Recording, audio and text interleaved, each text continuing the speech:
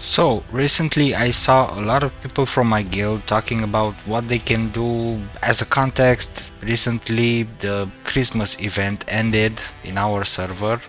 The server I'm talking about is PlayCabal.to. But going on with the video, a lot of people were asking what they should farm, what dungeon should they do, and they were kind of confused after the event ended, so I decided to make a little video where I would suggest some of my ideas on what you can actually do during this non-event period.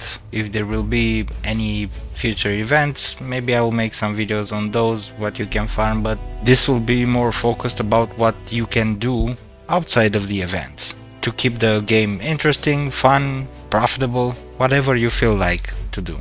So, to get started, the very first thing that I suggest everyone should try to do, at least that's what I believe, of course, Chaos Arena. Maybe if you don't know the server, you may be asking me why should I do Chaos Arena? It's boring, you have to wait, doesn't give that much, it just gives some upgrade cores, force cores. Well, the main thing on this server that you can get from Chaos Arena is dungeon fragments. Now let me just show you why those dungeon fragments are quite important on this server. If you come here in Bloody Ice, in this right corner, you can see you have like 4 extra NPCs and you can buy stuff from them with the dungeon fragments. And what exactly can you buy? Well, for example, if you are just beginning in the server, you will get some gear from the server, but as an upgrade of that beginner gear, I would say you should go for these osmium gear or lapis if you are using orbs or crystals, but these are quite good mid-level gears, should I say, and you can just buy them for, let's see, for example, you need 50 dungeon fragments for one piece. The same goes for the weapons. And also, if you go to the next one here, the Grand Dungeon Master Zeroth, you can also buy scrolls. Again, for 50. You can buy bike scrolls here as well, but these are quite expensive. Also, you can buy slot extenders. You can get like high-end accessories, orbs of dragon. Also, there are 2 more. This one is a lot of accessories. I believe this one as well. Elixirs for meat, overlord,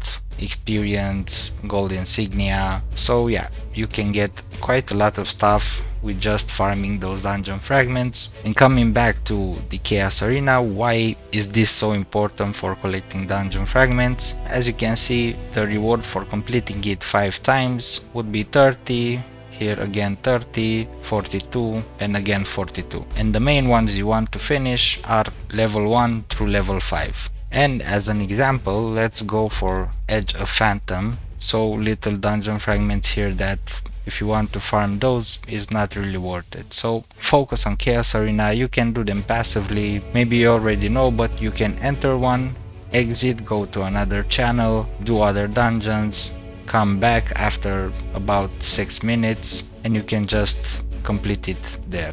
Now let's say you maybe already did your Chaos Arenas or you want to do something else in the meantime. Another thing that I personally am focusing on, because during the events I would rather not do them, are the wing dungeons. As you may know, you have to upgrade your wings level by level, and the best way to do that is doing the wing dungeons, Holy Windmill, Holy Keldrasil and Holy Shrine. I would do them daily, so this is another thing you can add to your daily grind, because once you get to the max level, I would say you can stop doing them. As you can see, we have here in the remote shop those essence of wings, and we don't need to do this to get the essence of wings. Maybe try to focus on these 3 so that you can finish them, and during the event, as I said, for me they are annoying to do and I would rather do some other dungeons during events and focus on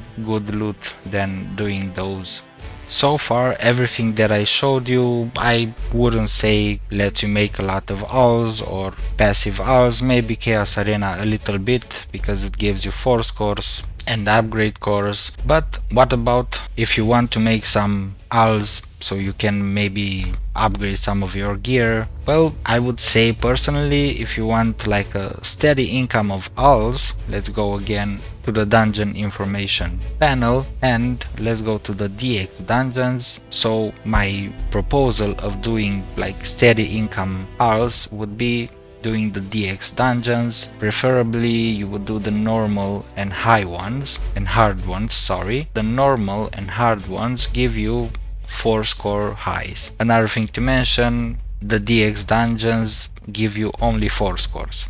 No upgrade cores, no necessarily other important items. And why do I say these give you like a steady income of owls, say 4 score highs? They cost quite a lot of owls, I would say, for 4 score highest, maybe mediums, even cheaper, and these don't really matter, but they can contribute to the next thing that I will suggest you follow in your daily grind. But before we go to the next suggestion of mine, why should you do DX dungeons and not higher dungeons like Ultimate DX or whatever? I suggest doing DX dungeons because they are very fast. Even at low levels you can finish them in like maybe even 4 minutes. If you, for example, you start a Chaos Arena, you go do like 2 or 3 DX dungeons, maybe even more if you can finish them faster. So again, you are doing 2 things at the same time, getting dungeon fragments which can get you owls, which can get you collection stuff. So yeah,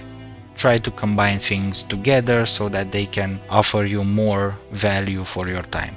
Now, another thing that I would suggest you can do during these, let's say, chill periods in the game, you can do the collection. You can try to focus and completing as much as you can from the collection. And why should you focus on collection that much, maybe you're asking me? As an idea, if I get the information correctly, just the collection for like PvE content could give you like about 99,000 plus combat power. For example, if I try to remove, let's say, this orb, I'm losing like 50,000 combat power. Doing the collection would be even better than this orb, which I consider to be like quite okay. And how I would go after the collection? Well, I would recommend you like choosing, let's say, this page. You just take these dungeons and try to do them one by one so that you have something like a target. Maybe even do a rotation, like have one day do Lake in Dusk, Ruina Station, B1F, Volcanic Citadel. The next day you can do the second page here, then the third page, fourth page, and just rotate them around. This is also for your own sake, I would say. Don't do too much of one thing, like doing 2 weeks of just Lake in Dusk. You'll get bored, you will go insane, so it's not really worth it. Do a rotation, try to mix them up a little bit, because at the end of the day I would say the most important thing is having fun, enjoying playing, having something interesting to do, and having something like a target. For me that works pretty well. Again, my main recommendation, try to have fun, try to mix things around, try to don't get bored of it so that you may enjoy the game even further. And if you're doing the collection, keep in mind that you'll also go after another thing, that will be achievements. Another way to gain some passive combat power in time, like doing, let's say we go to dungeons and we go to the Lava Hellfire Awakened achievement. You need to complete 500 of them and you will get all attack up permanent stat. So again, it comes to combining multiple stuff that benefit your time. Maybe you don't have that much time to play, so you combine multiple things that you can do at the same time, passively maybe, and achieve as much as you can in the game. One more thing that I would add while doing all this content, for example, you will get a lot of DP. DP, for those that don't know, are dungeon points that you get after completing every dungeon, and To consume them, you can come to Port Lux in the DP exchanging NPC, and as you can see on this server we have quite a lot of things that you can buy with DP. For example, here maybe you want a lot of force gems. If you want to make alts, buy force gem packs, you can sell them, buy divine stones, chaos cores, or maybe you want to gamble even more and go for extreme core pockets. As I said, you have a ton of things you can spend your DP here. And with all that said, I think I talked quite a lot for now. These are my suggestions that you can do outside of the event.